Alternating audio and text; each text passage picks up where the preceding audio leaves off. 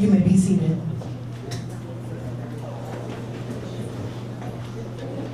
Wonderful. So we're going to go ahead and get started with the conference version of the inaugural African Caribbean Cultural Festival. We'll get it started with Mr. Alistair Thomas, the conference chair, who will lead our morning panel. It's indeed a historic moment. And let me take the occasion to welcome all of our guests here this morning, distinguished, esteemed guests, on behalf of the African Caribbean Cultural Festival Conference. We are indeed honored to have launched what we think is most significant at this particular time. It's our African Caribbean diasporic reconnection. We believe that with a hard-working committee, and I want to acknowledge all of the committee members, and in particular, Madam Chair, Ms. Tavia Hunt, for having taken on a daunting task of putting together this 3 days event, and all the other members of the committee, and in particular our president, Dr. Alvin Edwards. All of our members are committed to ensuring that this reconnection happens. But I would like to welcome our distinguished panelists. We have in our midst Brother High Priest Isaac, and we'll go into introducing him specifically, but we want to also recognize Mr. Nisha Blanche. Their respective topics we'll deal with when they are about to make their presentation. And Dr. Derek Murray and Balozi Camilla Alain. They have traveled here to be a part of this historic occasion, and so too Dr. Arikano Chambori Kwa, Ambassador to the African Union. We have Miss Edith O'Daly, who will be making also an outstanding presentation, I would think, this morning, but I'm pretty confident she will. So that without further ado, I would say that as the chairperson, that this conference could not come at a more particular time. In fact, it's a few hours from the internationally celebrated African Liberation Day. Those who are here who are at a certain age can recall those days of which apartheid had still been in place in the Horn of Africa, was still under imperialist and colonial rule, and that Antigua was a part of the international movement across the globe, the anti-apartheid movement, the liberation movement, and that we, on the 25th, every year would celebrate with thousands on the street. I think in looking at the topics that our various presenters will be presenting today, and in the interest of our students, who I'd like to welcome, and also the chairperson of the Reparation Commission, it would be remiss of me to say that a conference of this nature is unique. What I'd like to encourage, particularly the young ones, the students, is for us to begin or to continue that process of how we can use the information, the dialogue, the discourse of our position, because we are being challenged today as a people, in my view, as never before. And I'm speaking of the diasporic Africans, those in Africa and outside of Africa. I think today our challenges are even more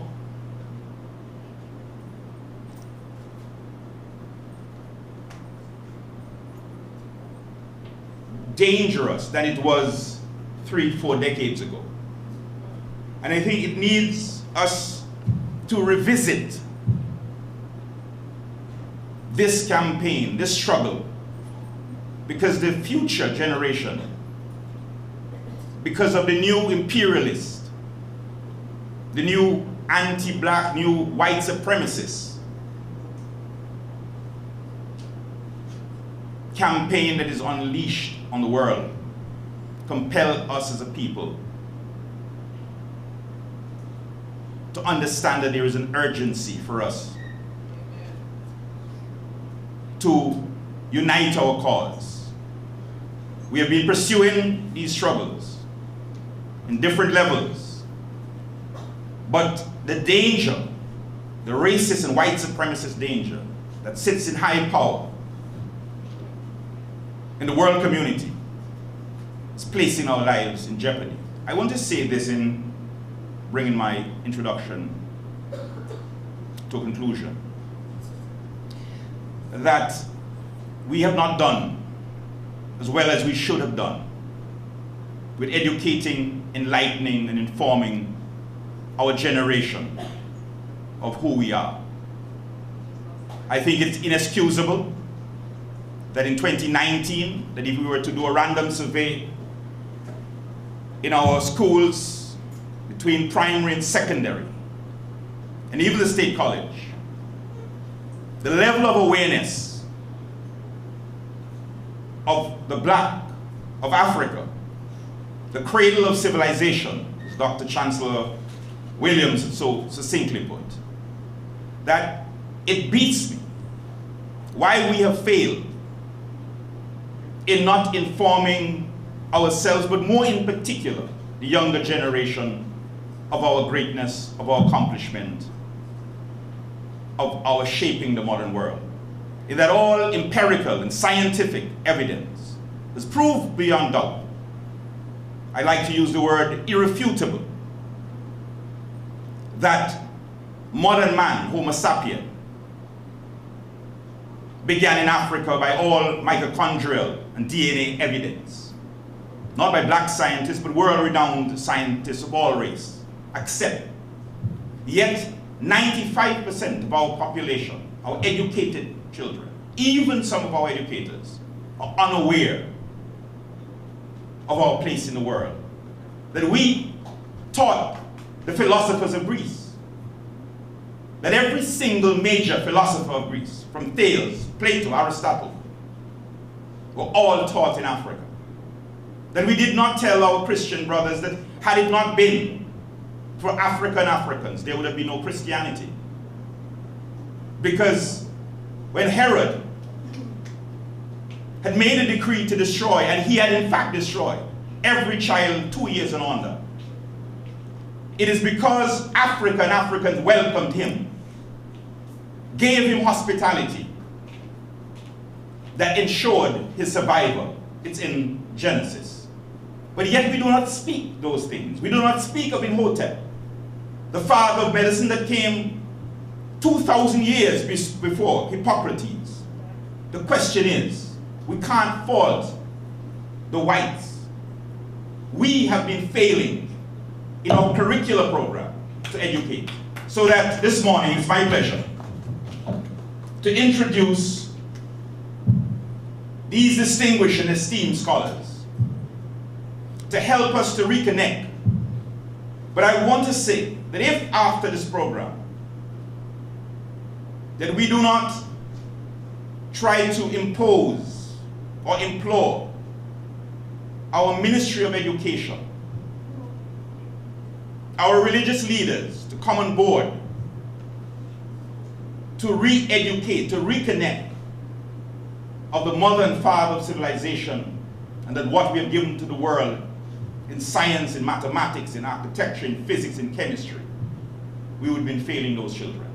So that let's use this occasion with this great presentation that we anticipate from these distinguished men and women to continue the struggle, to continue the journey, to enlighten, to educate, to inform, but to mobilize to action, and not just to take information and settle ourselves down and continue as before, but to take the information, to take the inspiration, to take the motivation, to mobilize into action. What we need is action, and to use the technology and fuse it in informing, enlightening, educating. It's my pleasure to bring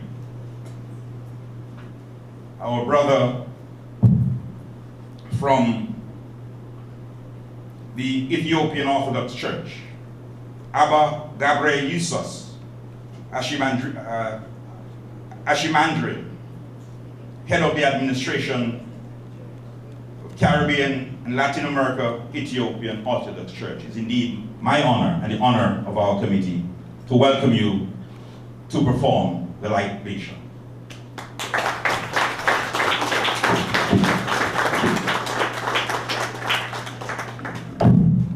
Thank you.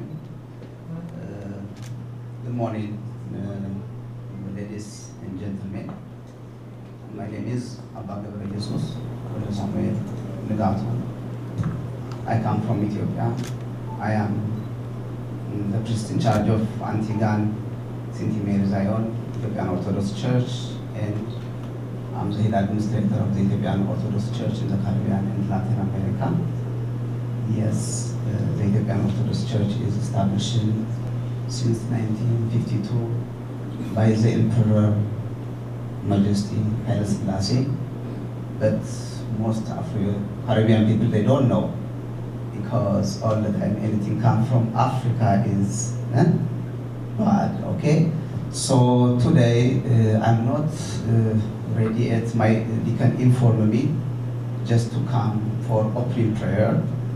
So I hope for the next time we will discuss more and more about our ancient father's history, who we are, where we was, and where we come from, okay?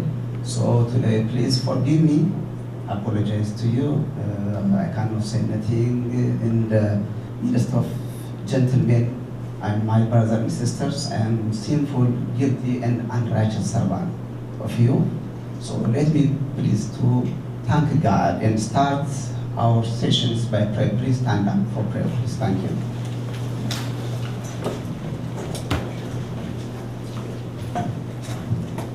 In the name of the Father, the Son, and the Holy Spirit, one God, Amen. In the name of the Father, the Son, and the Holy Spirit, one God, Amen. በስመ አብ ወወልድ ወመንፈስ ቅዱስ አሐዱ አምላክ Amen. Prayer of thanksgiving. We give thanks unto the door of good things, unto us, the merciful God, the Father of our Lord and our God and our Savior Jesus Christ.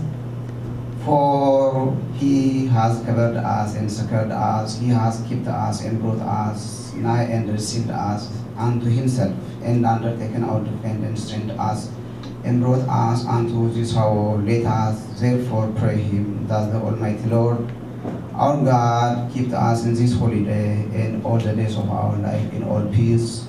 Master Lord Jesus Christ, Master Lord Almighty, the Father of our Lord and our God and our Savior, Jesus Christ. We render you thanks upon everything, for everything, and in everything, for thou hast covered us and succored us, hast given us, and brought us nigh and received us unto thyself, and undertaken our defense, and strengthened us, and brought us unto this hour.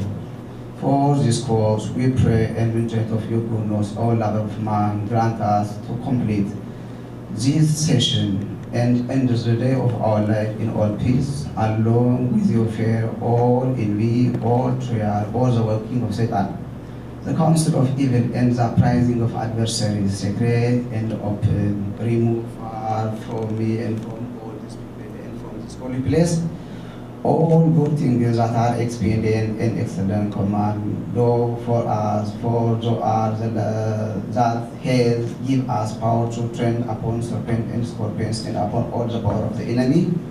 Lead us not into temptation, but deliver us in disgust from all evil, in the grace and love kindness which were shown by the love towards mankind of thy only begotten Son, our Lord and our God and our Savior, Jesus Christ. Thrown to thee with him and with the Holy Spirit, the life giver, who is glorified with thee, are fitting glory and honor and dominion, both now and ever, and world without end. Let us pray. Our Father, pray please. Our Father, who art in heaven, hallowed be thy name. Thy kingdom come, thy will be done on earth as it is in heaven. Give us this day our daily bread, and forgive us our trespasses, as we forgive those who trespass against us. And lead us not into temptation, but deliver us from evil. For thine is the kingdom, and the power, and the glory, forever and ever. Thank you so much. Please take a seat. Thank you.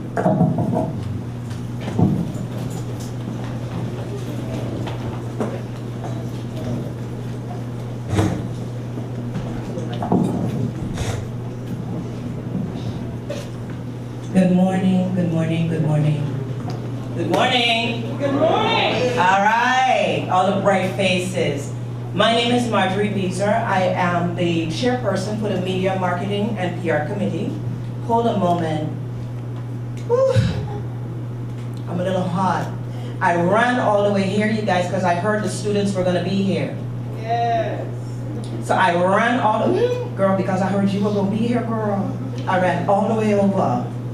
Why? The African Caribbean Cultural Festival and our inaugural event today, this conference, this is about us. This is all about us. This is about you, boo. It's about you and you and you and all the youths that are not fortunate enough to be here today. But guess what? You're going to go back and you're going to take the message back with you. That you matter. We matter. That our power is inherent. Our value, we came in with. No man gave you your value. You came in as a person of value. You are people of African descent, and that matters. That means something. That is a source of power, a source of pride, a source of prestige, a source of root from which you will nourish yourselves. Right? Yeah? Right. I'm sorry, hold on, let me do that again. Right? Yes. That's what I'm talking about. So let's kick off this conference in high style. Yes. All right, next on, oh, hold on, and I can't see. You guys, let me get my eyes. Next on our, no man. Next on our program, Black Maddie, is that correct?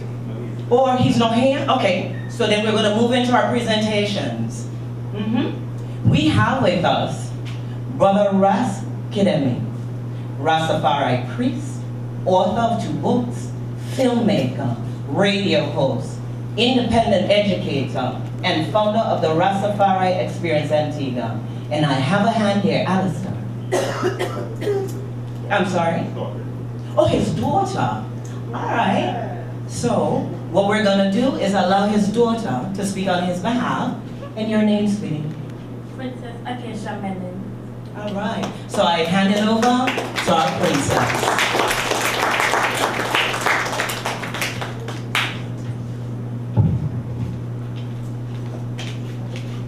Blessed day to everyone. Jambo, habari gani. That means hello, how are you? I am Princess Acacia Menon, and I can do anything. The Honorable Priest Isaac is a priest of the Ethiopia Black International Congress Church of Salvation. The priest is an independent lecturer, an author, a radio announcer. He is also the founder of the Priest Isaac Institute of Holistic Knowledge and is co-founder of Rastafari Experience Antigua. The African Holocaust and the education system was the subject chosen for his presentation today. So please welcome my father, Honorable Priest Isaac.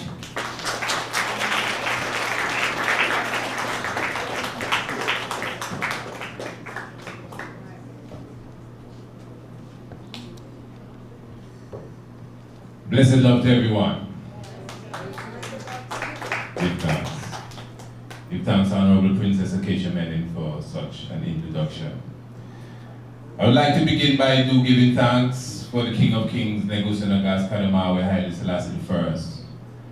I would like to show my genuine appreciation for the committee of this African Caribbean Festival to have invited me to be a part of this esteemed conference dealing with our African heritage, our history, and our African pride. I give thanks also for the introduction also and the prayer by the good Abba. Give thanks for all the esteemed guests and visitors in the house, almost too numerous to mention. Good brother Alistair Thomas, Sister Oledeli, give thanks for your presence. The head of the Reparation Commission, Brother Dobry Nomad, thanks for your presence as well. The elders and the patriarchs of the Nyabingi House, Ras Freeman, and also the Big Creek House, give thanks for your presence.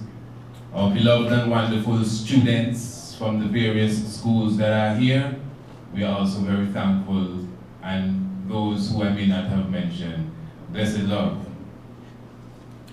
As the good princess said, my discussion or topic today will be the African Holocaust and our educational system. Now, for the last 5 years, every year around the time of February, which is considered by many as African History Month, I usually put on an essay competition.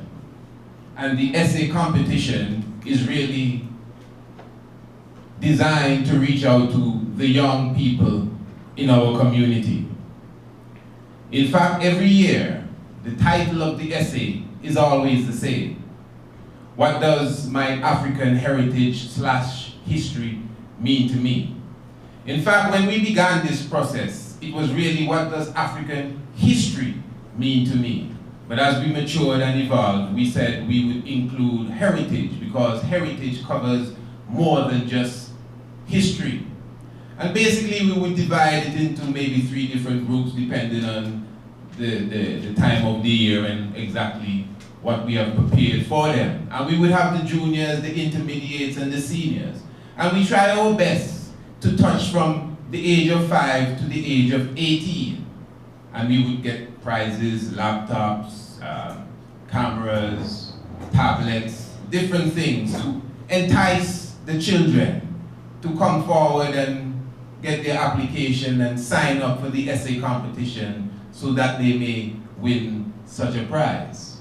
I must say that although you may want more people to partake of such or participate, but I'm very thankful for all those who have ever come forward to be a part of that initiative that we brought forward.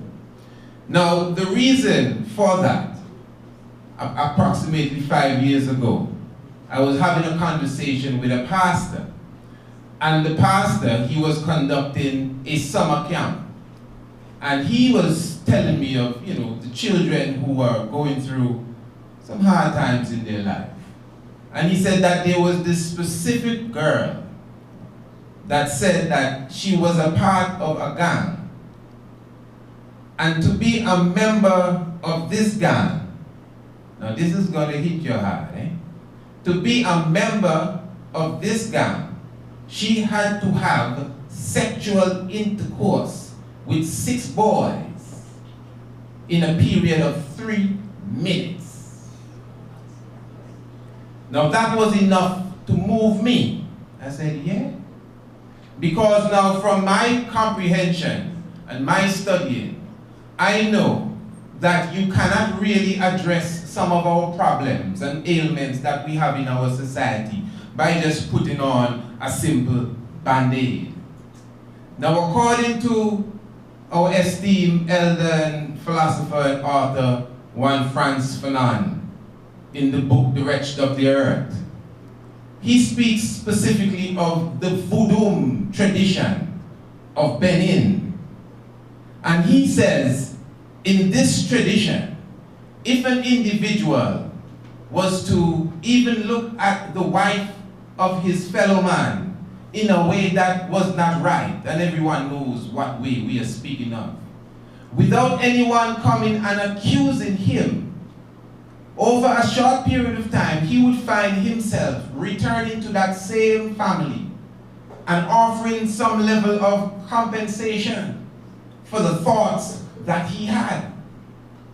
Now, this is the society with the tradition known as voodoo, not the religion of voodoo, like how we have been mistaught.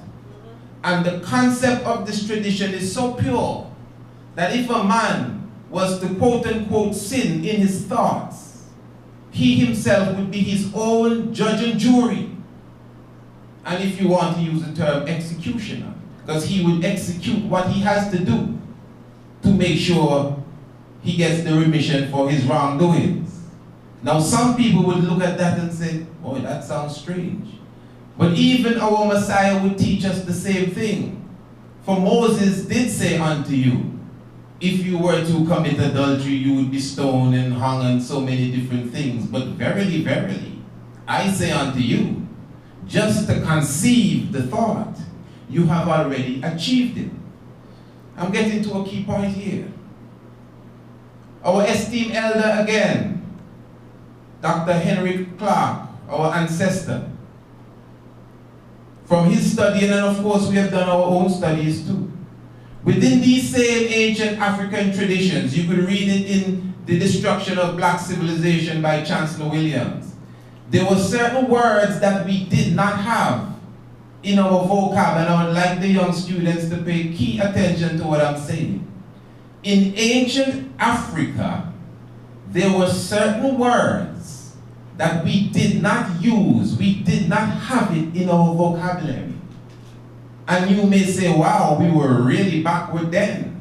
No, we were extremely advanced because you could not find any word for rape. At a certain time, you would not find any word for a prison. And that alone shows you the type of society that you live in. We're speaking of the people that gave language to the world, you know. So it wasn't the lack or a short of understanding in letters and no. We comprehended how to run a just civil society where there was no need for a prison. So just the concept was totally out of mind. Now we fast forward to yesterday. And in, let's just say, a capitalistic empire like the United States of America, you have over 51% of the inmates in prison being the same Africans who never had a word for prison in their language. This is touching to me, I don't feel no way. This is my life here. This ain't no acting. I didn't put on these clothes because it's African Liberation Day. This is me. Pardon me. I'm saying now, coming from a society like that, to be, as I just said, the statistics will show you, rape, abortion, even homosexuality, no words, none of this existed in our ancient tongue. So now, what has happened to us today? And there's this little, if you want to use the term, philosophy that I think I would have never heard anyone else speak about it. It's the philosophy of the worm, the example of the worm and the caterpillar. A little bit humorous, really.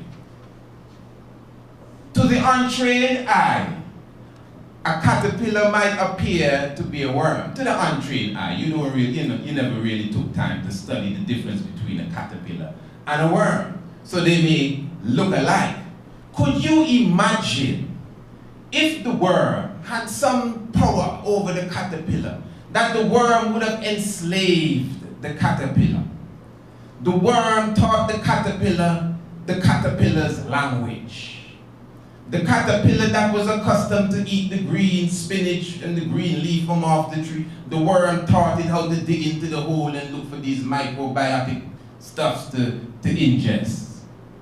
Remember, the caterpillar appears to look like the worm to the untrained eye.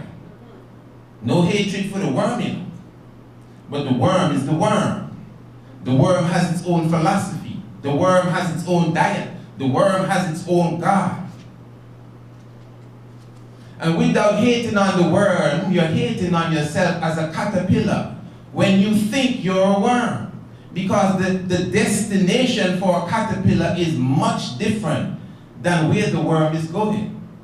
Because the caterpillar is expected to grow a nice silky cocoon and hibernate for a moment and come out with wings to fly through the heavens and go to the sweetest of flowers and suck the nectar. That's the life of a butterfly, which was once a caterpillar. But because of miseducation, the caterpillar has forgotten that there was no word for rape in the caterpillar's language. Follow me good, So now, as young ones, these same young ones here, sometimes we say they're rude, they can't sit still, maybe they were not made to sit still in the way that you want them to sit still. There's nothing wrong in sitting still, But for how long? Under what condition? Are they in a circle or are they sitting in these cubicles that has been designed for us to sit down in? Even the way we're sitting here, no disrespect. This is all science.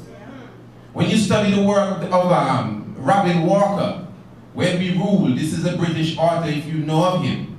He speaks of the 700,000 to almost a million fragments of manuscripts found in Timbuktu. Speaking of the Islamic salat and prayer and how it's directly connected to cosmic geometry. That's how deep we were. Even the Islamic science is our ancient science. So I am showing you now, my brothers and sisters, we are coming from an ancient past. I am sure most of us here have a good understanding of what we have achieved. The Honorable Brother Alistair Thomas in his introduction, and the good brother, the little introduction he did, I know if he was still here, he would be dropping the bombs.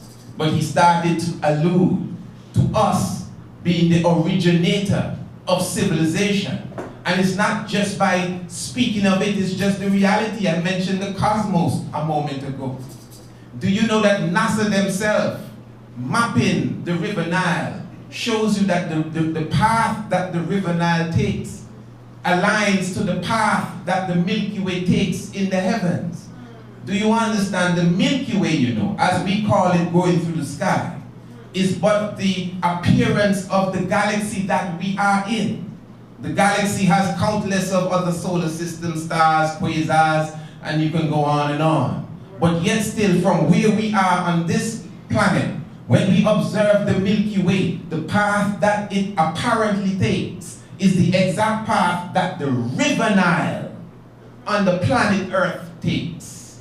And it's not just, the River Nile, but it is on the banks of the River Nile, where civilization began.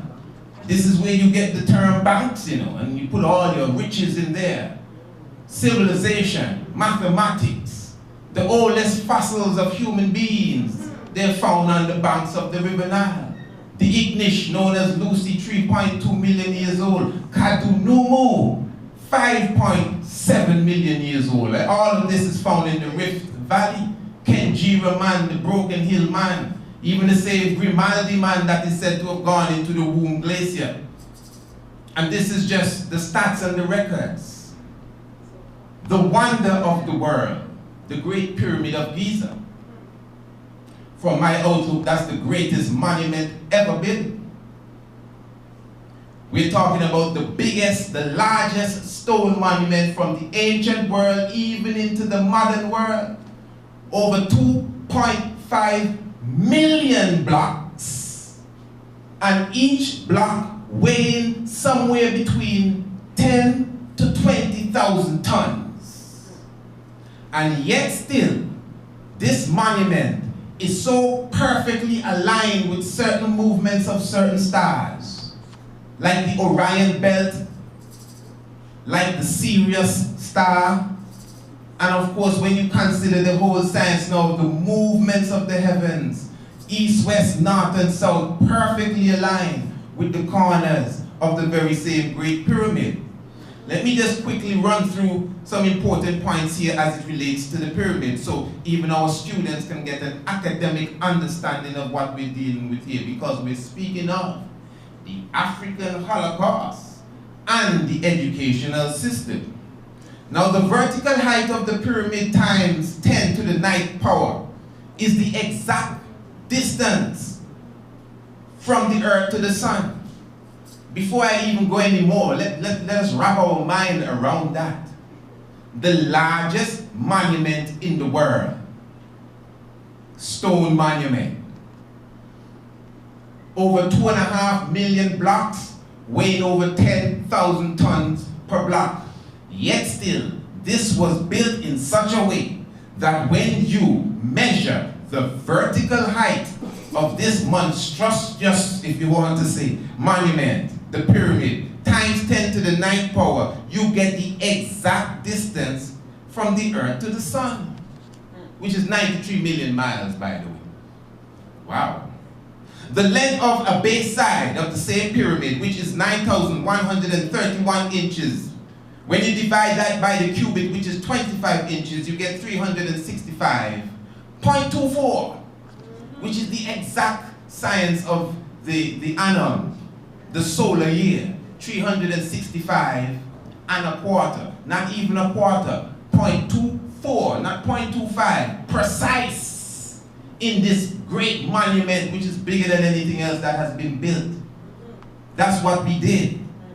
The length of the king's chamber, plus half the length of the antechamber, also give you 365.24, and I can go on and on and on. But let me touch this one. Twice the length of the base diagonal, which is 2 times 12,913.26 inches, is exactly the number of years in what is known as the precession of the equinoxes. And you could find pi in the pyramid, which is 3.141. You could find epsilon.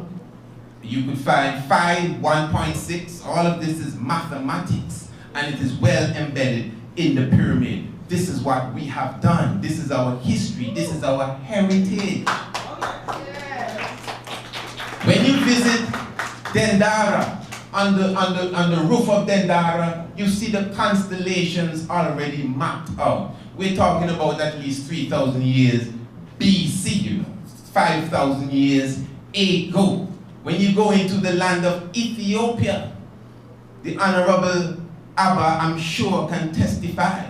You see churches carved out of the mountain, unlike anything else anywhere, not even in Egypt, anywhere in the world. Well aligned, perfectly aligned to the movements of the heavens too. The Lalibela temple churches and other rock churches that you find in Ethiopia. And that's not even that long ago. We're speaking maybe 600, 700 years ago. We had this technique at our fingertips. A couple of years before Columbus came, we had this technology at our fingertips. To be academically correct, pardon me, Columbus.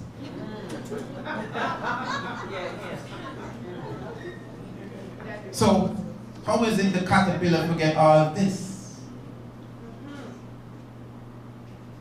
So let us speak about the Ma'afa now, because we're speaking of the African Holocaust. Obviously, when you hear the term Holocaust, in fact, some people may be offended if you even utilize the term. It's not really a term created for those that went through the atrocities that were put down on them by Adolf Hitler, as we have been taught. No. What we went through is 100 times more of a Holocaust than what anyone else has ever gone through in history. So I'm saying now that what I like to do sometimes is to paint the real picture of the psychological state of mind that we are in and how we came to this state of mind. I'm sure everybody has seen Roots. I'm sure you've watched L'Amistad, pardon me, and these other, pictures that speak about slavery and you went to the slave ships and X, Y, Z. There is a book entitled Without Sanctuary. And within this book, you get certain information dealing directly with, my time is good? Okay, yeah, I'll wrap that up. Dealing directly, of course, with the situation, especially in the southern part of the United States of America, after slavery. And there's a story directly from a lady by the name, or of a lady by the name of Mary Turner. And Mary Turner herself, she was 8 months pregnant, and someone came and killed her husband. And she went and made a report. This is about 1910. And after making the report, before she could reach home, a mob met her on the way. About 500 people, they say. And they took Mary Turner and dragged her, this is in Mississippi, and dragged her across town. And they found this big oak tree where they tied Mary Turner by her ankles and hung her upside down. According to the book, that her dress covered her face. Then they say they doused her with gasoline. This is in the book, I'm reading this. They doused Mary Turner with gasoline. This is after slavery, by the way.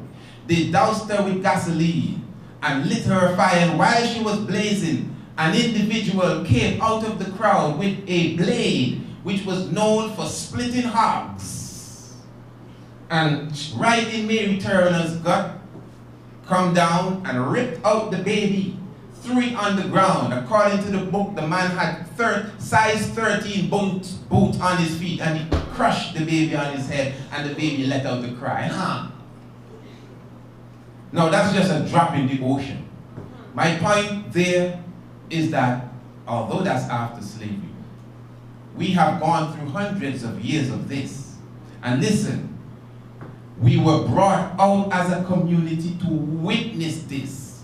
This was systematically done to make sure our genetic memory bank would keep this for generations. And if not, your mother for sure will tell you, hey, you see what they do your papa there? You better make sure that don't happen to you. And by that technique, they could give you religion, they could force a language on you, they could force customs, they could force any holiday that you see we keep up today.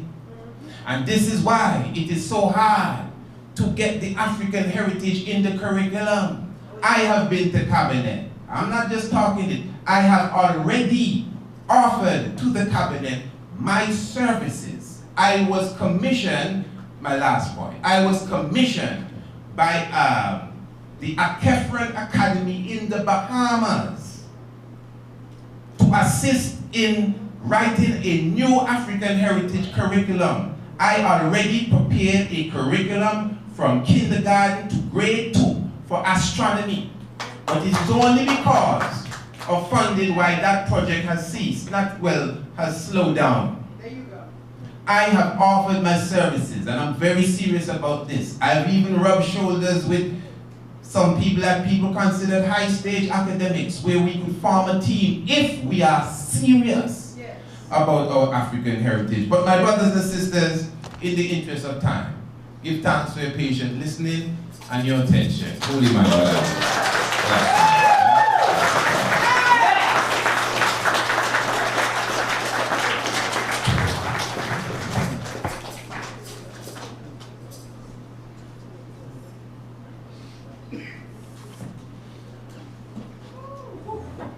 It's like Yes. we just heard a presentation that's a combination of Yale, Harvard, Berkeley, University of West Indies. Dublin, I'm not going to miss the University of West. Let's say a round of applause from, I think, the depth. It's so profound, and I hope our students will grasp this brother who has been lecturing around the world. Humble, simple, but he has given so much this morning. I want another round of applause for him.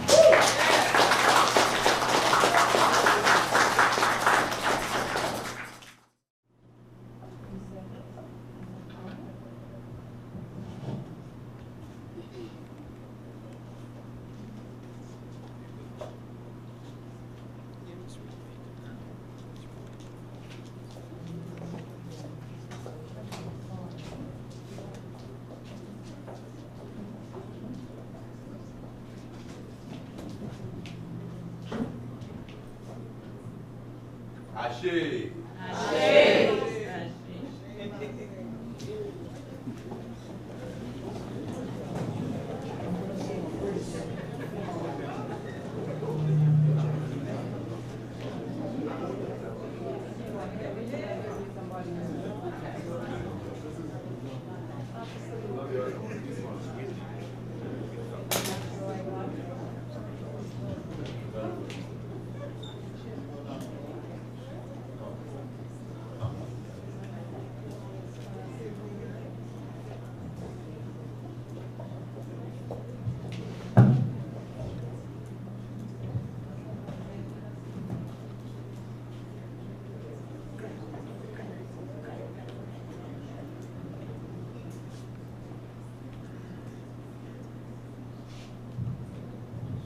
Thanks for the deference shown to His Excellency, King.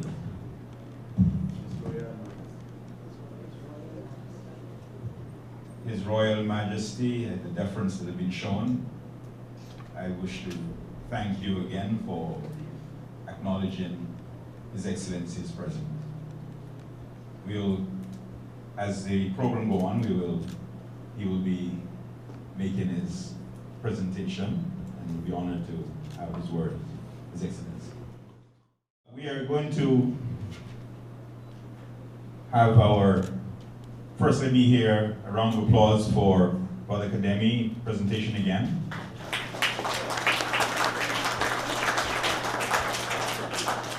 And a resounding royal welcome to His Excellency. We now have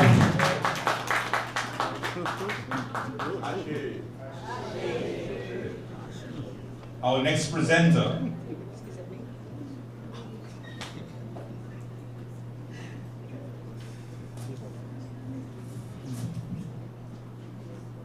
We just want to remind the general public that tomorrow we'll have our march, our street parade, African Celebration Day, and then a concert at the village, at the Antigua Recreation Ground, and all are invited.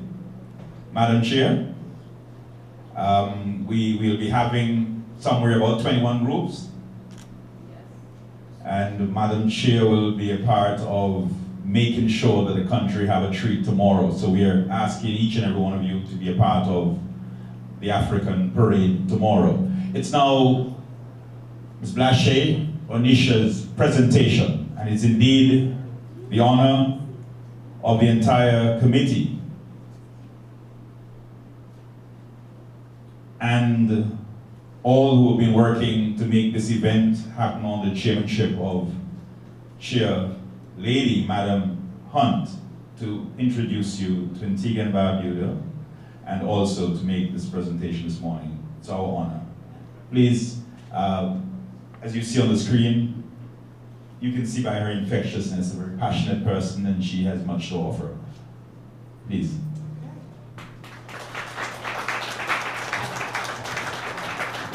Good morning, good morning, good morning. How you doing, family? Good morning. All right. I am Ranisha Blaché, but we're going to get started a little bit differently. Can somebody tell me the lyrics to the song that was in the background earlier? I'll play it again.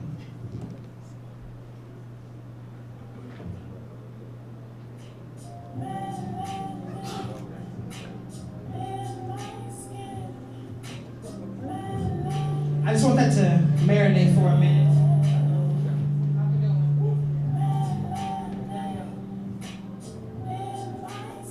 Close your eyes for a minute.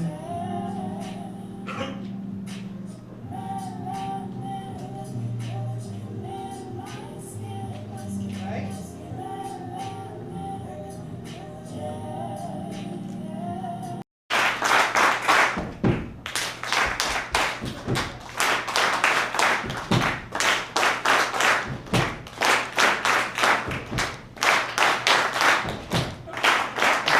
Last time. You with me? Good, good, good, good, good. Good morning. Jumbo. Hola. Alo. Hilo. All of that. Yes, I am an international teacher by trade. It has been over 20 years that I've been traveling the globe learning about everything I could about education. I feel that I am empowered. It is not only just my calling. Can you hear me in the back? No? Okay. My teacher voice needs to carry a little bit more. How was that? I know we got the cameras in the room. I want to make sure it's all clear. Thank you for that. So I'm going to start over one more time. I am an international teacher. I've been traveling the world for over 20 years, learning everything I could, working with the preschool babies to the adult reentry. My age group goes from 4 to 64 so far. I have purposely diversified my career, my education, so that I can be well aware of every aspect of it. I've taught math, science, language arts, foreign languages, humanities, as much as I could in public, private, Europe, Africa, the Caribbean, and in the US. My ultimate goal is to create an international school system for us, to dismantle the colonialism that has been within our system for way too long. I've been working on decolonizing myself. I call it an archaeology of self. Dr. Yolanda Cindy Ruiz, Teachers College, Columbia University, calls it an archaeology of self. She asked me when I first caught sense. And the first time I caught sense, I was in the middle of a beautiful village called Chitsanzi, up in the mountains of Kenya, along the coast of Tanzania, with a beautiful group of people who look very much like yourself. And that's when I first caught sense. I realized that the students had more to offer me than I felt like I had to offer them. It was so much that I saw. We were able to create beautiful things in those classrooms without electricity, without textbooks, with very little more than what the earth could offer, which is an abundance of things. I learned to teach and to learn simultaneously, because as an educator, first and foremost, I am always a student first. Yes. You feel me? So my style is different. It has to be. We can't continue to do what we've been doing because we know it doesn't work. I grew up in it, but I had to break out of it as well. I'm still decolonializing myself, and my brothers next will also speak on that. So real quick, I want to invite you to come with me on a couple journeys here. But the basics of any educational lesson today is the basic questions. Who, what, when, where, why, and how. Who? Repeat after me. Répétez s'il vous plaît. Who? What? When? Where? Why? How? Who? What? When? Where? Why? How? and how? I said who, what, when, where, why, and how. Who, what, when, where, why, and how. I said who, what, when, where, why, and how. Who? Me. Yes, you. Ronisha Blaché is my name again, and just to give you a little bit of information about me, let me go ahead and introduce you to a little bit of my poetry. My poetry speaks to my goals, the essence of who I am. I'm able to communicate in various ways. This is how I teach my students. I teach them to express themselves in very creative ways through the arts. We teach through the arts, and in every school I've ever been to, when we sing together, when we activate our melanin and get the rhythm moving, we learn so much together. So if you have a pen and a pad today, please pick it up and take note, because I do have a quiz at the end of this. Just kidding. My happiness is dependent upon the quality of life that I live. Therefore, I often seek out the healthiest alternative. I choose to use a form of release that's quite constructive, as it allows me to remain happy and productive. Ink provides me an outlet for my mental overflow, and when in the midst of momentary sorrow, I cope through hope for a better tomorrow. When the ink starts to flow, I can let it all go, so I write. I write to reveal my subconscious thoughts and become aware of the thoughts that are too heavy for my heart to bear, too bitter, salty, and sometimes even too sweet for my tongue to share. Rather than go gray and cut off all my hair, scream, shout, or swear, risk damaging relationships beyond repair, throwing a fit, acting a fool, and being unfair, I inscribe my thoughts on paper to clear the air. I have found that they are best there, yes, there, on the blue lines of white pages, habitually confined between the red margins, or I transcribe my thoughts on the keyboard before others barge in. I write. And I invite you to do the same today. My students, one of the techniques we do in our classroom is, indeed, we write. We write through art. We write with our bodies. Dr. S. Amaray created a system called Embodiology. So this is a little bit about who I am. I come from Phoenix, Arizona, the Southwest, the dirty South as well, Mississippi, Louisiana, you name it. My heritage is of the Gullah Geechee, which we trace back to Sierra Leone. My father's side traces back to Haiti, Haiti. My roots run deep. I am also Cherokee and Creek Native American. I am an international being. We all know the race is the social construct, right? Right? Somebody made that up. Somebody spoke yesterday about the Willie Lynch letter, and my brother, Priest Isaac, spoke so eloquently about the many things that we've been going through, the miseducation. And so our job is to change all of that. Go against the grain, it's okay. I've been doing that for a long time. I almost got fired once, but that's all right. I am unapologetically true to everything that I do. So let me introduce you to a couple things here. Let's get a little formalities.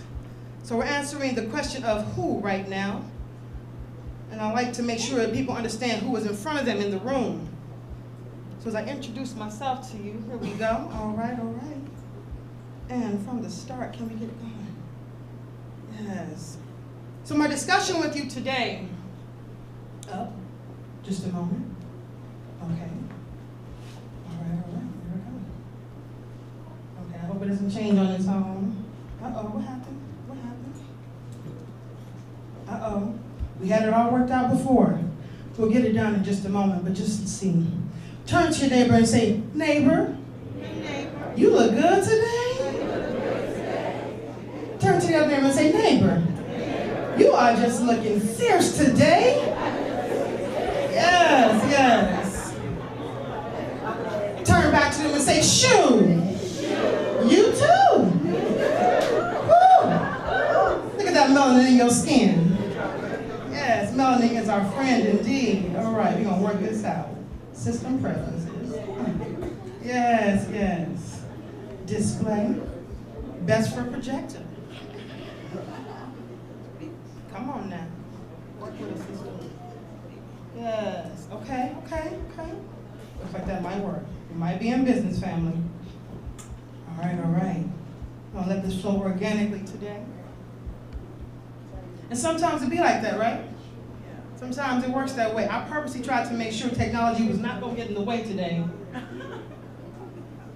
So if it does, it's okay. We're gonna work this out together. All right. Yes. Don't change. Can I say so? Okay. All right. So again, yes, I am here today to share with you some ideas about African diasporic education. And I want you to take a look at my dress, not because I'm trying to show off, although I do think I'm cute. I'm sorry. No, because I'm cute, yes. I'm blessed by my mother and my father and all my lineage before me, so I do know that I am beautiful just like every single one of you in this room. But I want you to take a look at my outfit for a moment. Let me do a little spin for you. What do you notice? I wore this outfit on purpose. I picked it out a month ago. Somebody tell me, what do you notice about this dress? Many patterns all in one. Speak up a little bit louder. Many patterns all in one. Many patterns all in one, yes, yes. Deliberately we call this patchwork. And in the streets of Harlem you can find people from Africa, people from all over who are able to make patchwork. We took strips of different fabrics from around and put them all together as one. And as you can see, I can wear anything else with it. And just like all of us in this room, we can patch ourselves back together because we were deliberately spread apart. When the ships left, they dropped us off in various places here and there and then purposely mixed us all up. When we come back together, look how beautiful we can be. Right? Do you feel me?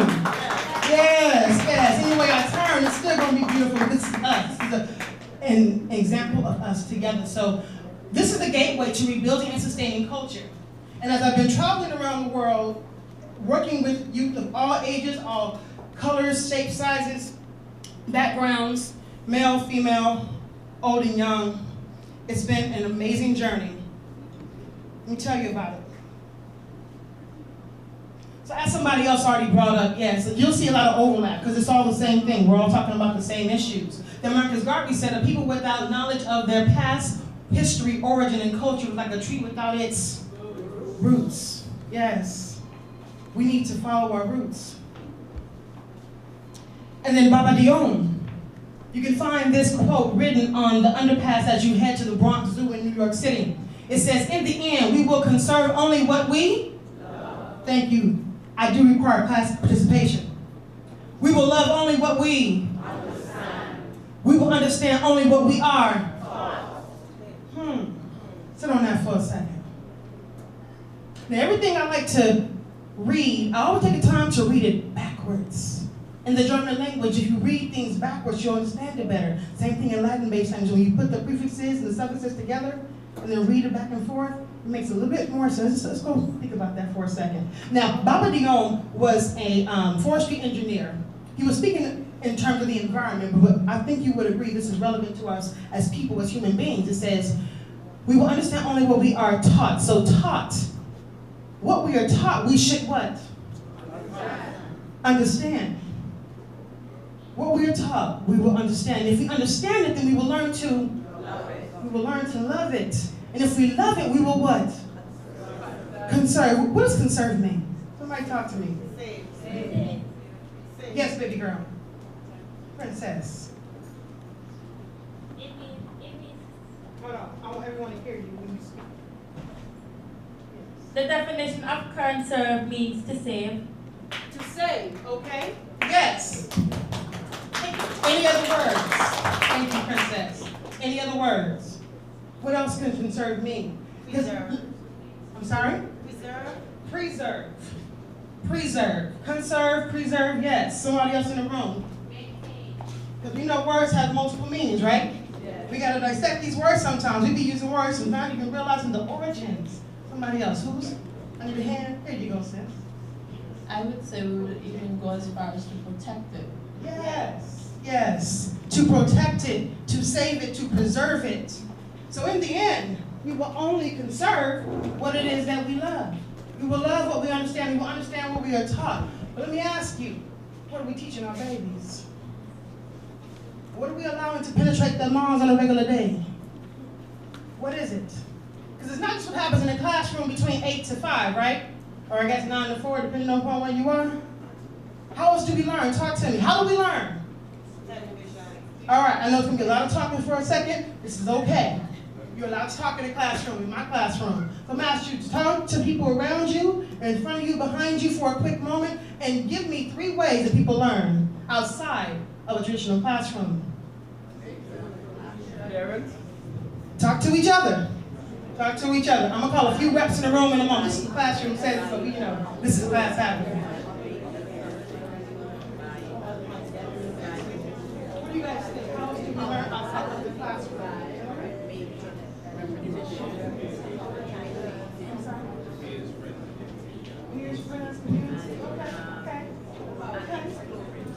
As you're discussing this, I want you to think about what materials you might use. Not only what behaviors, what verbs, what nouns, what adjectives would you use to describe this learning process. Because as an educator, I am only here to facilitate the acquisition of knowledge. Got some ideas? Yes, I see a hand over here already. Feel free to continue talking, but whisper a little bit so we can all give her undivided attention. Yes, ma'am. Okay, everyone, hello, I'm Niobe, the African store. I'd like to say we learn what we see.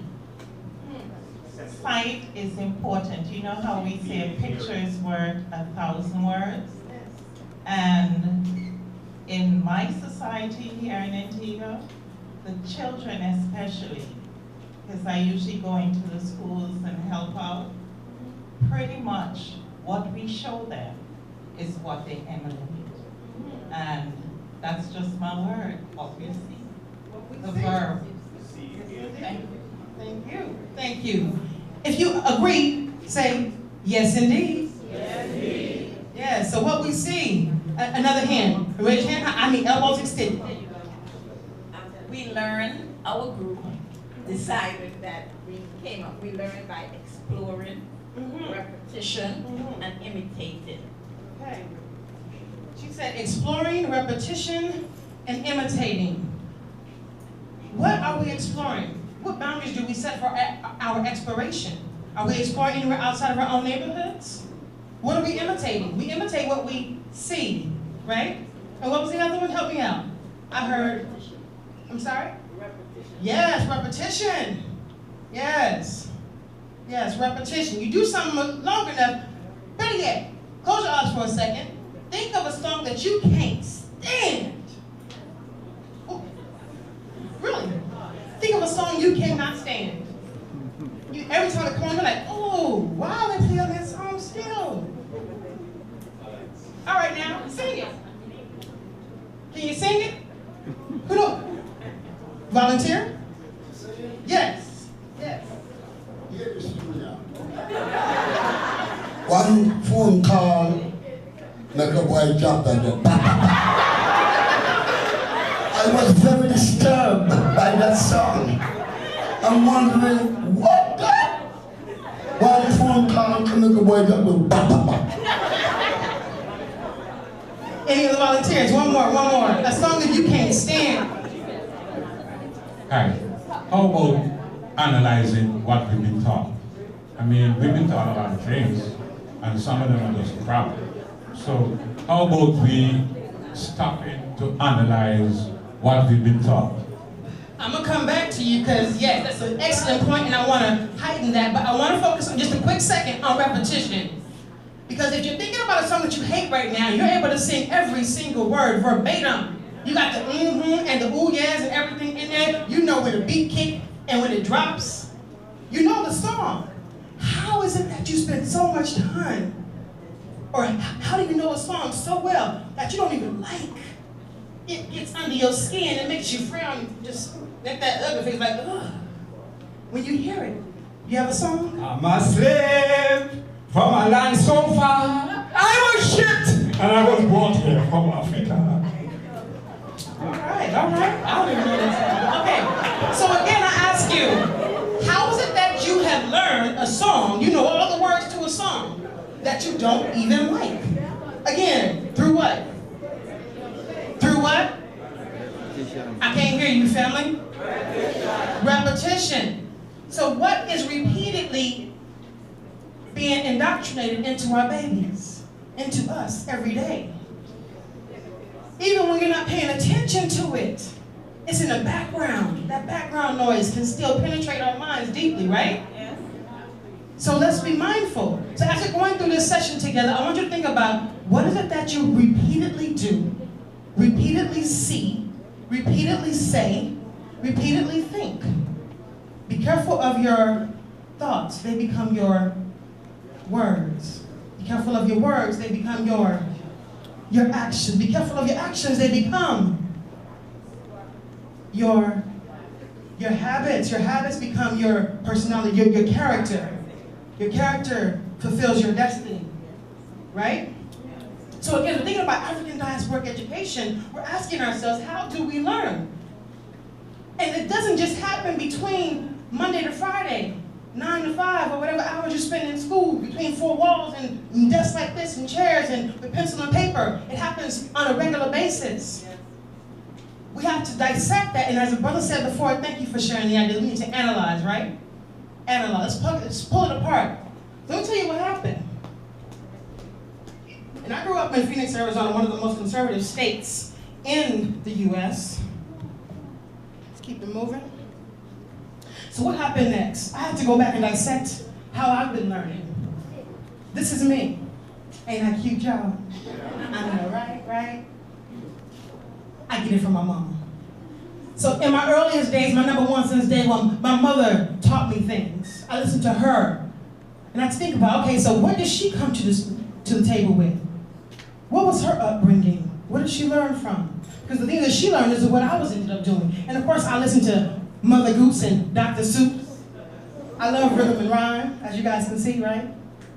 It works, right? Yes. Then I began to explore the world and read books and learn from the traditional academic system. I ended up in the International Baccalaureate program because I wanted to expand my horizon a little bit. And so then I ended up traveling the world. And that was my favorite time learning. I went to Germany by myself, didn't know the language, didn't know anybody. I just got up and found a good job, said I'm out. I'm out. Teaching still, yes. I got there. I was sitting in the middle of a Japanese garden, beautiful, immaculate, manicured. The sun hit me just right, the wind blew past me. I saw little birds, I saw babies calling with their families, I could hear the birds chirping, and I had a memory come back to me just like that. I called my mama and said, Mama, do you remember this little bike used to have a little seat in the back? It was yellow and used to ride with me around it, I'm thinking, I guess, because I had this memory, it just came to me. She said, baby, yes, but you were 1. I can see it clear as day right now. My memories from being 1 year old came back to me. I can remember being 2, 3, 4, 5. I remember those things. I went back to my old house, my childhood home. It was empty, no furniture or anything. Walked into it and just got stuck for a good hour or so. My mind was racing like crazy. My memories came back to me. I said, okay, what's going on, y'all? What's going on? And in my family, for those who know what astral projection is, it happens in my family. My auntie had to pull me to the side and let me know what was going on. I'm not being haunted, but my mind is that open. My mind is that open. My mother's wisdom said, baby, you're at peace. Peace. You're feeling free. That's what freedom feels like. In all of our journey as people of African descent, we've been struggling to be what? Free, right? Freedom. Education is supposed to set us free. Go to school, get a good job, live a good life, supposedly, right? We're searching for freedom in our education. And in that moment, I felt the most free I've ever felt in my life. I felt free. Look what can happen when you're free. I tell you, my vision went back to being 20/20. My gray hair had black roots. It can happen, people. So I testify to that. So my journey, and again, it's difficult to facilitate a process for someone you've never been through, right? So as educators in the room, who's an educator in the room? Raise your hand. Educators, can I just see who you are? I see few hands, but let me just have everyone raise their hand right now. I charge you, you are an educator. You are a teacher. You don't only teach other people, you teach yourself. We all share information. Communication goes both ways, whether we are trying to or not. It happens daily. We are all educators, and when you're trained to do it, systematically or academically, then yes, we have to make sure that we're well trained to do it. So this next slide here should be shown on the screen right now. What's going on? Searching for source. Let me, slipping out. Put it back, put it back. Get this cord right here. So what I did, y'all, I am now in my last final year. Amen. I'm going to go ahead and claim this right now. I'm working on my doctorate. I will then be Dr. Blanchet in May 2020. I'm going to claim that right now. It's been a heck of a journey, y'all. My degree will be in education, of course, but interdisciplinary studies with a focus on the African diaspora. My dissertation title is Cultivating Connectedness and Consciousness Through Curriculum. An African diaspora curriculum's influence on students' perceptions of Africa, the African diaspora, and themselves as African descendants. So how did I come up with this, the idea? Here's what happened. Again, all this traveling I've been doing has me involved. I ended up in New York City after coming back, moving around the world, and who's familiar with the International Decade for People of African Descent? The International Decade for People of African Descent. We are in the midst of it right now. The UN, the United Nations, has declared this to be the year that the world should be focused on us. They've had decades focused on just women, decades focused on other things, but right now it's focused on us. It started back in 2015. Who knew about this? We gotta make sure the world knows. But guess what? The world's been watching us since day one. They want what we have. They've been trying to take it. They have been taking it, unfortunately, for so long. So as you can see here, there are three major things we want to focus on: recognition, justice, and development, and whose human rights must be promoted and protected. That's what the UN is saying. We already knew this because we live it every day. But somebody actually went and did the research and said, oh, you know what, yes. You know, this whole Black Lives Matter thing, it has some relevance behind it. People still being killed. Oh yeah, we know all that. Okay, so let's move on. We know that. I dug deep because I said, you know what? I know we're not the first ones to do this. Our ancient wisdom tells me people before me were smarter, who knew more, who did more. Yes, table of contents of a book called Negroes Who Helped Build America, written by Madeline Stratton in 1940s in the Chicago public school system. It was embedded into the entire public school system. We've had this before. What happened though? I'm wondering, why is it that when we do find something that actually works, take it back. I think it's on the timer or something. But why when we have this opportunity to learn and build, this was so successful, white teachers were using it with their white students. Pen pals to Black students, meeting up and saying, hey, you know what, I forgot you were Black. I forgot you were white. Just became friends. Beautiful, right? 1940s, but it's gone. They stopped using it. Why? Any questions so far? We're gonna build a Q&A into this process. So those freedom schools, you saw, okay, it's just gonna do its own thing today. Let's go ahead and stop it for a second. Freedom schools, there are schools out there. Who knows of a school dedicated to just learning about us? Teaching in ways that we learn. Who knows of a school like that? Elbow just now, I can't see this right here. There you go, okay. Is there a school here? No, it's in Toronto. Toronto, yeah, tell us about it. It's a Black school where they teach you your culture, just as you explained a while ago. And it's being sponsored by the Toronto government. The Toronto School Board sponsored it, totally. They have a system. There was a lot of opposition to it, of course, but yeah, it went through. Yeah. Okay. Anyone else want to share a school that you know? Yes, please pass it on. I can't remember. I know it's in the U.S. and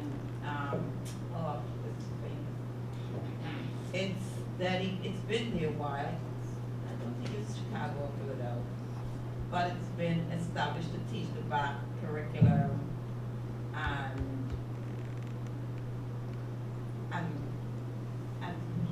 methods in which Black students learn and study. Okay. But it's definitely its curriculum is based on Black history and Black culture. Okay. In the U.S. and in other places, people have started to use terms like culturally relevant pedagogy, culturally relevant teaching, culturally responsive. Yes, Afrocentric curriculums. Yes, sir. Let's come back here. I'm gonna be my own Vanna White today. I'm Vanna Black. Good morning, everyone. Good morning. My name is Osajifo. Osajifo means teacher, redeemer. Karen Nkrumah of Ghana, first Osajifo. And we have a school. Before, in Antigua, they never allowed Rasta children to go to school. We fight for that. We got our children in school. And we say we're going to advance the teaching. So we began to develop a homeschool teaching. So our school is called the Nyabinghi Theocracy Homeschool Institution of Higher Learning.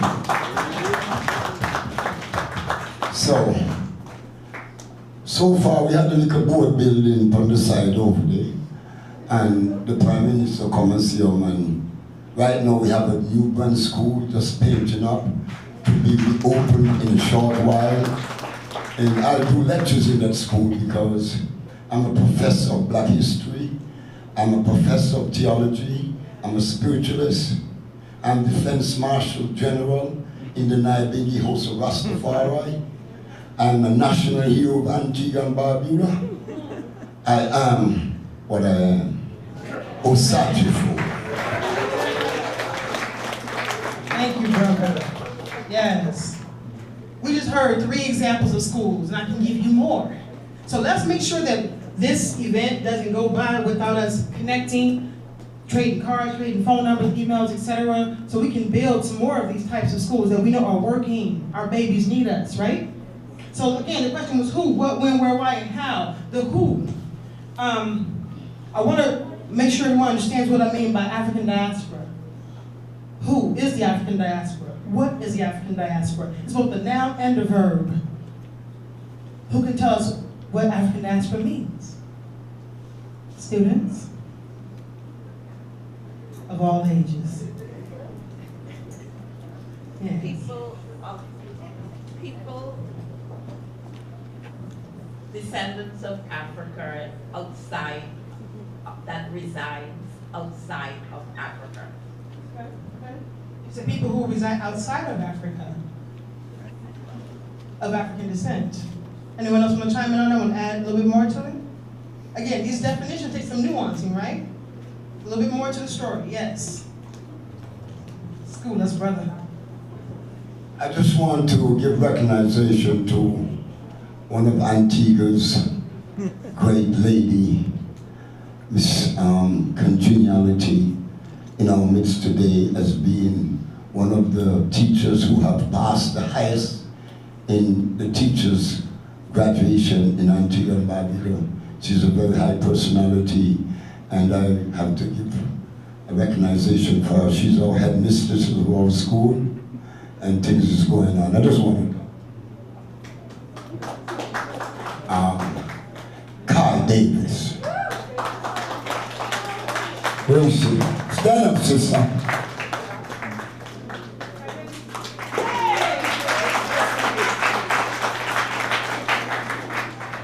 Wonderful to have you in the room today, Ms. Davis. Yes. Beautiful. Okay, so the African diaspora. I've heard the definition that it's people of African descent outside of Africa, but it's also within Africa as well. So diaspora means to disperse. But let's also consider the fact that throughout Africa, the continent itself, people within Africa consider themselves part of the African diaspora, of course, yes? So we would actually say it's a collection of people of all people of African descent, which would definitely cover the entire world, but for those who at least recognize it. I know with the melanin in our skin, it's obvious sometimes, but sometimes it's not. But for the most part, our focus right now, my focus for my dissertation was mostly about those students and the people within and without Africa, the continent itself, who are at least recognizing their African heritage, and for those who don't know, who are trying to find more.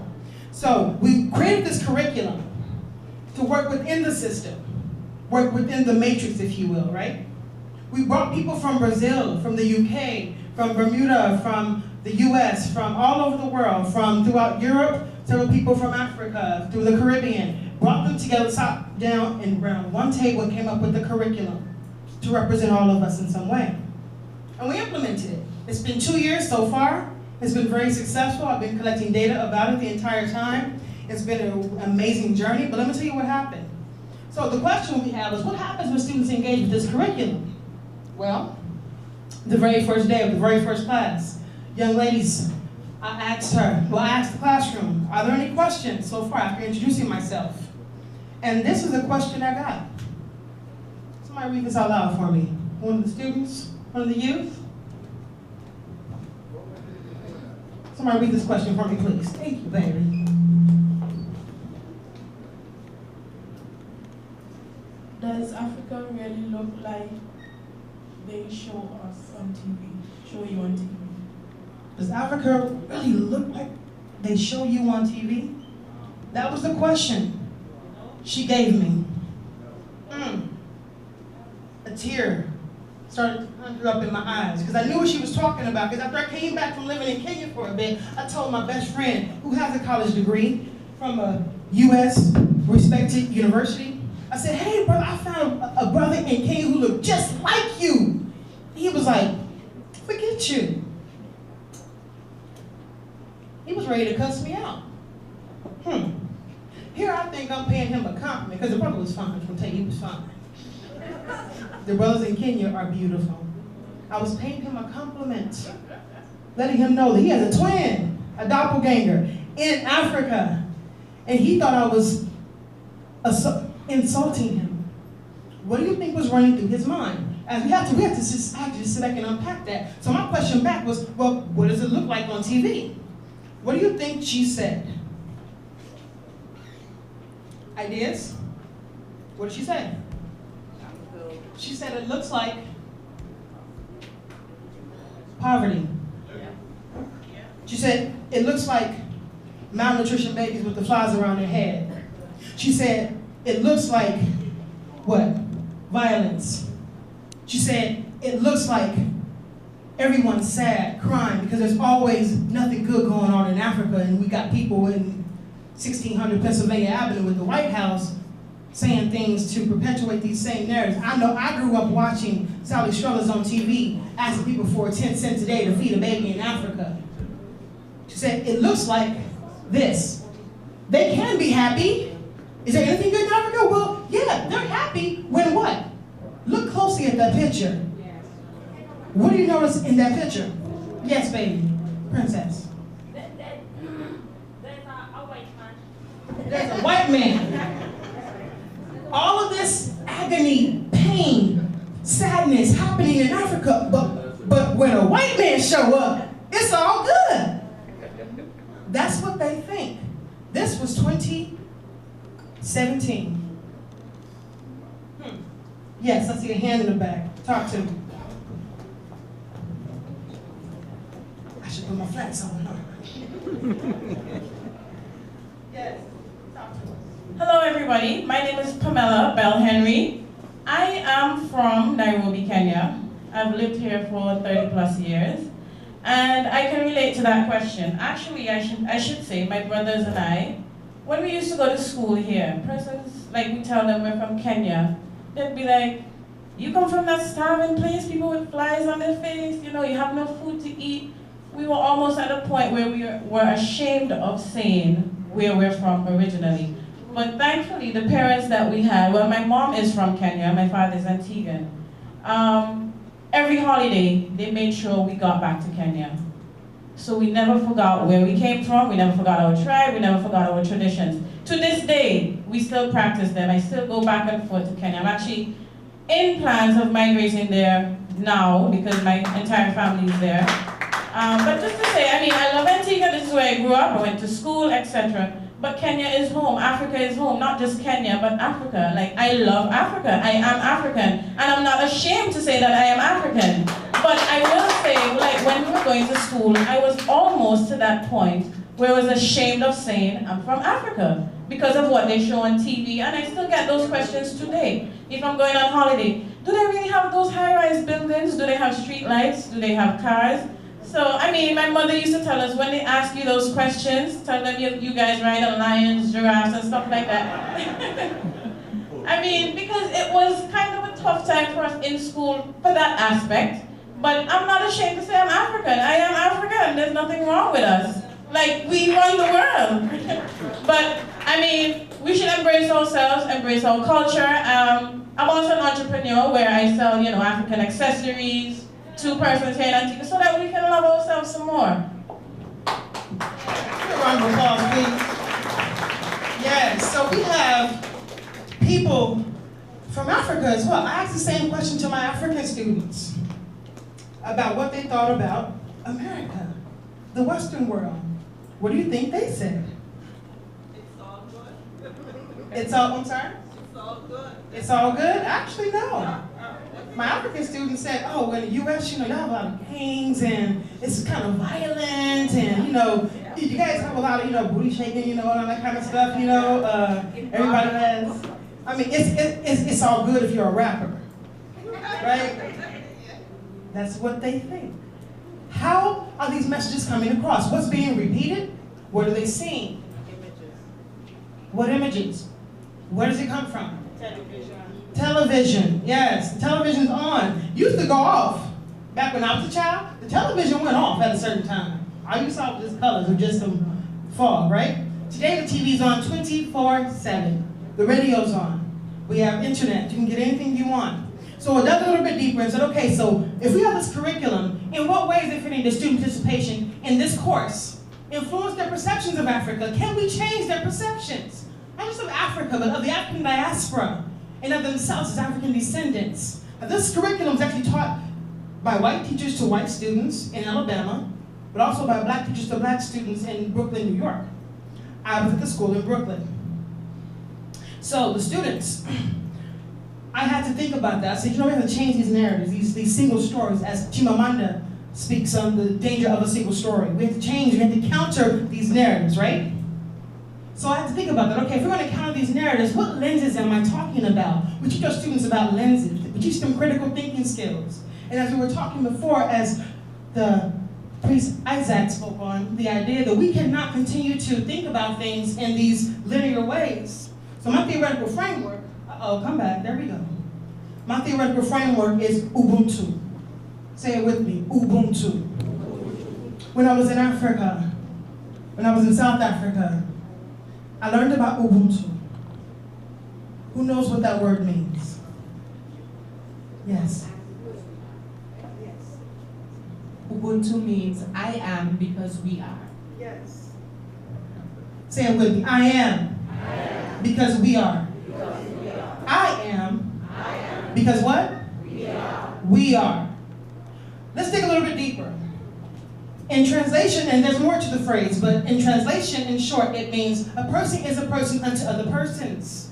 It means humanity. It means collectivism, but deeper than that, it means I have a responsibility to own up to the fact that everything I do affects everyone else around me. We do not act in isolation. I'm sure you can think of 10 people right now who you know act as an individual in everything that they do. No, none of the decisions are in consideration of the other people around them. We must consider the fact that we are not living alone. We didn't come in this world by ourselves. We're not leaving by ourselves. Our bodies will be here, but everything that we do, just like the butterfly that can flap its wings over the ocean and cause a hurricane around the other side of the world, everything that we do affects other people around us, whether we realize it or not. That's Ubuntu. It forces us to be cognizant of those around us, to be mindful of those things. And so in everything that I do, I consider what I'm doing. I'm mindful of those things. My outfit was deliberate. I am intentional about my actions. I'm careful about my thoughts. I'm careful about what I allow myself to see and penetrate my mind on a regular day. So, Ubuntu is a theoretical framework for my research, for my career, for my life. And as we think about that, the essence of it all, the people who are carrying me through my day, I am because we are. It's not just in Africa. That word has many other variations throughout all of Africa, throughout the world. So I know that I stand on the shoulders of my ancestors. And we already did libation yesterday, but if you think about it, think about someone right now in your mind who you're leaning on. I'm leaning on my grandmother, Lorraine Lett. I'm leaning on my great-great-grandmother, Mary, who was a healer. And everything I do in my life is about healing. An educator is about healing. Everything that I do. So, I operate in my truth. Well, people operate in myth. And as you can think about all the education we've learned throughout this colonial system, it's all part of the inferiority complex, so they tell us lies. So, the truth hurts, but it also what? It heals. So we gotta be careful about the way that we let this information get through, because if we just learn it passively, as we're digging through to find out who I am, who am I, who we are, we don't want to do it in a passive way to allow people to tell us. And you can look at this picture closely. What do you see in that tree as he's digging to find his roots? What do you see? Talk to me. Books for knowledge. Books like what? I see the Bible. I see math. I see science. But I bet you those books he's looking in, if he was anywhere in the Western world, maybe even in Africa, because Africa has also been colonized too. Right? We're looking at these books to give us the knowledge, but as brother said earlier, those books are filled with what? Lies. We're operating in myth. We have to read between the lines and dig deeper to find out more. There's no way that we came from such greatness and all of a sudden in the 1600s, all of a sudden everything's just hunky-dory. Everything's great now, right? So we have to become active about our learning. We teach our students to learn in an active way. We teach them that, yes, the transatlantic slave trade did happen. Was that the only migration period? No. The ancient people of the Americas were black. I've been to Mexico. I looked at the walls. I touched it with my fingertips and saw the black hue of their skin, the melanin popping out all day. Beautiful. Yes, baby. Princess, please speak.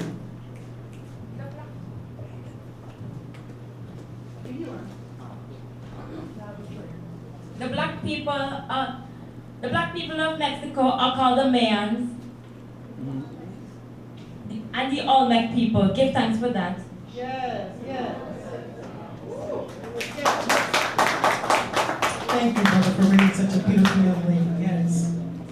We need more of that. I need our children to stand up just like that and with all confidence say, yes, the Mayans were black. The ancient Chinese people were what? They were black. If you don't believe me, look it up. Matter of fact, here's a quick activity for us. Everyone has a cell phone? Open your cell phones, please. Your cell phone is your new textbook, right? Open up your cell phone. I dare you to look up Afro anything. Look up Afro Argentina. Look up Afro Peruvian. Look up Afro Colombian. Afro Brazilian. The majority of Brazil is what? Black. The majority. Now that they've been able to claim it on the census, that document that says who's here, yeah. Yeah. We're here. We're everywhere. We inhabit this entire earth. We are the original people, yes? So the babies have been learning about this. They didn't just ask me about it. We let them do the research on their own. We taught them the skills to do the research on their own. And the stories we heard, ooh, the stories. These babies are sharing their stories with me. I'm so blessed to be able to listen to their stories. So this is a qualitative research piece that I did. I didn't want to crunch numbers or anything like that, or give them a scale. No, I wanted to hear the truth. I wanted to hear the detail, the quality of the story. So I took a subsample of this group. I ended up with 5 girls over the last 2 years. They started as sophomores, grade 10, age 15, and I've been collecting artifacts, their writing. I've been doing interviews. I've been observing them for 2 years. These young ladies are my babies now. I sat with them for a good 45 minutes apiece to an hour apiece. I sit with them on the regular. They have my phone number, I have theirs. They text me in the middle of the night sometimes. We become a family. So as we are engaging in this work that we're doing, these young ladies have started to talk about their heritage, their history through their own research. One person said, why are Afro-Asians written out of history and Asian stereotypes as the way they are? Afro-Asians? She's digging deep. She figured out part of her family was Afro-Asian. One student did a paper on the intelligence of the Democratic Republic of Congo, changing his whole way of thinking. Her. What led to the island of Hispaniola being split between Haiti and the Dominican Republic, where I used to live? Did it have anything to do with African Americans in color? And now, our babies are able to look in the mirror and see themselves beautifully. Now, I won't talk too much about beauty because I know Miss Pagenis will do that for us. but there's more examples. They learned that sancocho is gumbo, is one pot stew. A little different spice here or there, maybe a couple different ingredients, the same thing. We are all connected. They learned that the reason why his mama didn't cut his hair, she didn't even realize it, but he dug deep and found that there's an African tradition of not cutting the baby's hair, male or female, because they believe that that soft spot is sacred and they want to protect it. His mother didn't know that. His grandmother didn't know that. They just been doing it just because they thought, you know, someone else said it. But there's an African tradition behind that. We have a lot of our children in Brooklyn are Afro-Caribbean, many of them. One of them is from Guyana. She learned that the dances and things that they've been doing in Guyana, so much more to learn. We had a student from Haiti who said that she said, I now consider myself African. If someone were to ask me what I am, although I know I was born in Haiti and raised in America, I will simply say that I am African, period. And she knows her heritage through her research, not because I told her, because she did her research. And so we've been letting them engage in production. We've been exposing them to the arts. We've been letting them produce it so that they too can stand like this young lady right here, stand up proudly, just as Princess just did, and tell us the history with no problem. These babies are learning. They have gained confidence. Their writing skills were very limited when we first started engaging with them, based on, of course, the Eurocentric standards, but we had to start somewhere. And what we've been learning is that the sense of connectedness, competency, and consciousness all come together. So we've been able to cultivate cultural connectedness, cultural competence, and critical consciousness through this African diaspora curriculum. And greatness has happened. All of these students are now taking college courses, and by the time they get their high school diploma, they will also have their associate's degree going straight to college, all of which will be HBCUs. Yes. This is in 2 years, ladies and gentlemen. We went from 2 schools, 2 classrooms, to now where I believe it's coming up here, we will have approximately 15 different schools across 14 different states. Yes, we are continuing to move. And so this curriculum that we wrote was meant for high school, but it can be expanded from babies to adults. And I want to talk to you and you about all the curriculums that we've been working together to collectively come up with one that is African diasporic. Because we can learn from each other. Just like, who saw the movie Independence Day? Will Smith, aliens came, tried to blow up the world, trying to figure all that out. Yes. How did they figure it out? How did they actually end it? Who remembers? What did it take them to do? Now, of course, in the movie, it was made in the U.S., so in the movie, the U.S. saves the world again. You know how it goes. We know how it really supposed to be, but you know. Can somebody talk to us? They uploaded a virus. They uploaded a virus. Because there was already a virus happening, right? There was already this toxin being exposed to the world. And so when one person figured it out, they told other people about it. And they were able to do it all at once and get rid of it in the masses. So as you think about it, there are women's movements all over the world. In Brazil, the Afro-Brazilian women have what's called Americanidades. In the US, we call it Black feminist. In the Spanish Caribbean, they call it mujeristas.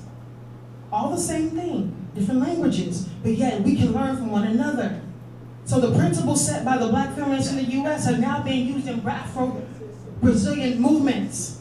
So as one group is learning how to do something, we can spread the word to other groups. So if you're going through something, you don't have to act like you're doing it from scratch, or you don't have to think about it that way. Other people have done this before. We can look to our history and know that Harriet Tubman figured out a way. The Underground Railroad is still marked today, right? And her influence is so strong. There are babies still looking at her picture and learning from it. Is it still going? Did y'all skip a couple things? Okay, so yes, we need to decolonize our hearts and minds. The next presentation will cover that. We need to make sure that this happens right here. We need to make sure that our babies are connected. And I want to open it up for more Q&A, but not just Q&A, but more like dialogue.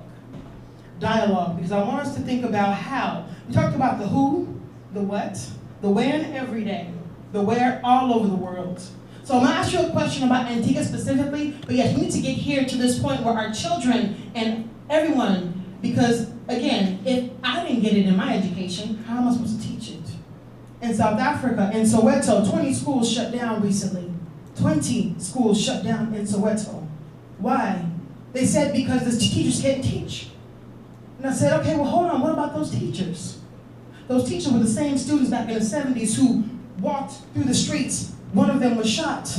There's a museum named after him now. When I walked into that museum, my heart stopped. Because on the wall, it had an image of a young boy with a sign that said, "Don't shoot," back in the 70s. And I thought instantly back to Ferguson. Same image, same cause. We're still fighting the same battle. What if we already knew that? What if we already knew those stories? What strategies were in place? But I realized those teachers in Soweto were the babies of the 70s. They can't teach what they don't know. And as Dr. Bettina Love says in her new book, we want to do more than survive. We deserve to thrive, right? Absolutely. So what do? We can do it on a small scale. We call it place-based learning. And my babies in Harlem, we went around Harlem and asked this one question: how is our history represented in our public spaces? I'll say it slower. How is our history represented in our public spaces? Because again, education happens outside of the classroom too, yes? So think about it for a moment. Turn to your neighbor, people around you, and think about, as you've been seeing in Antigua, for those who are new to the area, think about what you've been seeing in Antigua so far. In Barbuda, in each parish. How are we learning from our public spaces? Because in Harlem, the streets are named after our heroes. I can walk down Martin Luther King Boulevard, stop at Malcolm X Boulevard. I can stop at Langston Hughes' house. I can go to Marcus Garvey Park. I can sit in Africa Square, where I am reminded of Adam Peyton Powell, but also the fact that Marcus Garvey gave his speech about Pan-Africanism right there in that spot. I'm reminded every day that the brothers sit on the corner and play the drums. I see it. I can go get my purse and show you a wallet with Michelle Obama on it. There are murals that tell you the history. So what is it that you see in Antigua that tells you the history? So even as you walk around every day, what are you repeatedly seeing? What are you hearing? Even when you're not consciously thinking about it, what are the songs telling you? So I'm gonna ask you, think about it. What is it in Antigua, in public spaces, that you already see that educates you about your history? And then we're gonna flip the script and ask, what does it not say? What could be added for Antigua? This is just a small example, but think about the world and how we can do this eventually, because my school, my eventual school, will be one that allows you to travel around the world. Imagine this for a moment. Magic school bus type of idea. For 3 months, you get to go to a different country. Let's say you're in Egypt. You're in Ethiopia. For 3 months straight.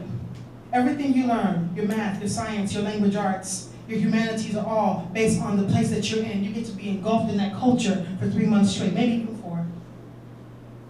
You live and breathe in that space. And you learn with other people from other countries and places. You get up and you move to another country. Let's say you end up in Brazil, in Bahia, where the largest group of Africans outside of Africa are today. And if everyone outside of Africa who was African descent was to come as one country, we would be the 3rd largest country in the world, outside of India, which is also predominantly black. And when I got there, they greeted me as a sister. They looked just like me. Say, you look like Michelle Obama. I said, oh, for real? Yes, they are treated just like we are. The world is full of us. We are the majority. I stopped using the word minority a long time ago, but it's still on the walls in these institutions. What language are we using? We don't even want to use these words, so just talk to me for a minute. Better yet, talk to each other and think about, what does the spaces that you're in say about your history? How does it convey it? I know there's a few monuments around it. What else? And how much time do we have? Help me out. We all? Oh, we're going to kill it. Okay, well then let's conversation mix and mingle as you're on your breaks and everywhere else around. I'm going to leave you with that thought in your mind to penetrate. What about your space? When you go back home to wherever you are in this world, as you travel around, what does your public space say about your history? How do you learn outside of the classroom? Because the world is our classroom, ladies and gentlemen. Thank you.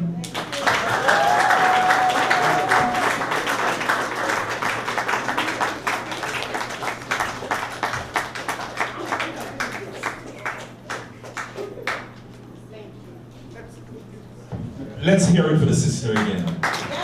Dynamic is an understatement, it's an inadequate word.